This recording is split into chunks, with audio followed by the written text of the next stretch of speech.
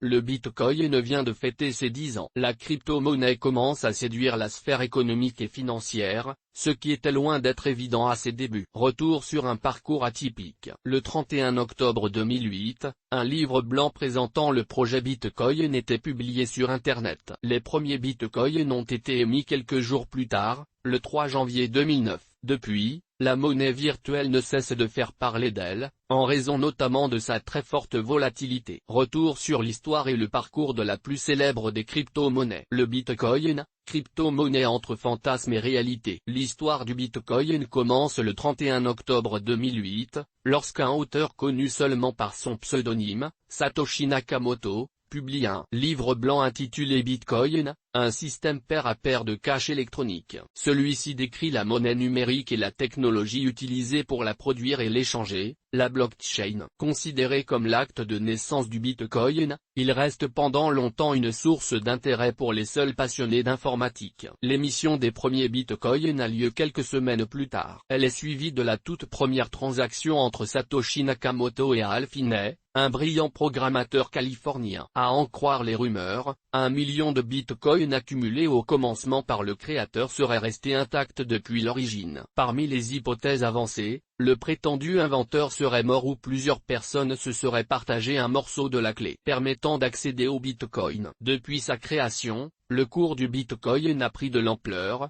passant de quelques centimes à plus de 5 000 € en l'espace de 10 ans. 17 millions de bitcoins ont déjà été émis, ce qui reste encore inférieur au plafond des 21 millions établi à sa création. Plus de 2000 crypto-monnaies ont également été créées dans son sillage. Le parcours du bitcoin n'est pas toujours idyllique. Force est de constater que même 10 ans après son lancement, le Bitcoin n'est toujours pas un moyen de paiement répandu. Cela peut s'expliquer par un manque de confiance des utilisateurs. Il faut dire que l'histoire du Bitcoin a été marquée par de multiples scandales, avec par exemple la chute de la plateforme Silk Road en 2013 sur laquelle toutes sortes de produits illicites étaient échangés, dont une partie payée en Bitcoin. Cette même année, l'une des plus importantes plateformes d'échange, Megox, a fait faillite suite à un piratage. Celle-ci concentrait 70% des volumes d'échange sur le Bitcoin. Dans le même temps, la crise chypriote puis la crise grecque ont permis au Bitcoin, perçu comme une véritable monnaie alternative, de gagner en notoriété. En 2014, la curiosité pour la monnaie virtuelle grandit. Le nombre de commerçants acceptant les paiements en Bitcoin augmente,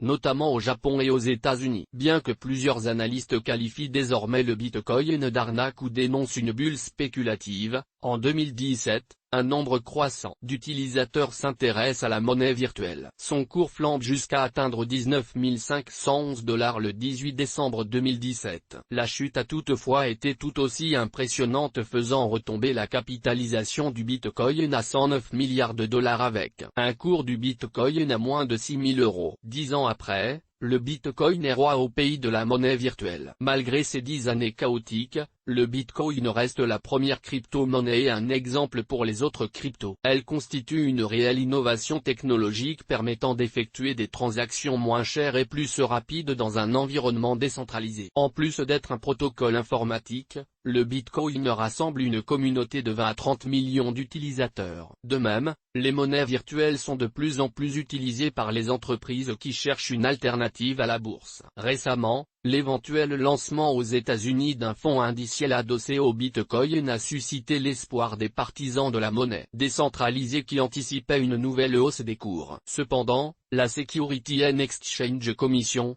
SEC, rejette pour l'instant toutes les demandes, estimant que la crypto-monnaie est le plus souvent échangée sur des plateformes non régulées et risque, à ce titre, d'être manipulée. Ainsi, le thème du Bitcoin est passé d'un sujet réservé exclusivement aux geeks à un sujet accessible au grand public. À titre d'exemple, les levées de fonds en crypto-monnaie ou ICO sont devenues des modes de financement fréquents, à tel point que les régulateurs ont été contraints de les encadrer. Mais plus que les crypto-monnaies, la blockchain à travers les smart contracts, laisse entrevoir un mouvement de transformation inédit dans de nombreux secteurs. Toutes nos informations sont, par nature, génériques. Elles ne tiennent pas compte de votre situation personnelle et ne constituent en aucune façon des recommandations personnalisées en vue de la réalisation de transactions et ne peuvent être assimilées à une prestation de conseil en investissement financier, ni à une incitation quelconque à acheter ou vendre des instruments financiers. Le lecteur est seul responsable de l'utilisation de l'information fournie,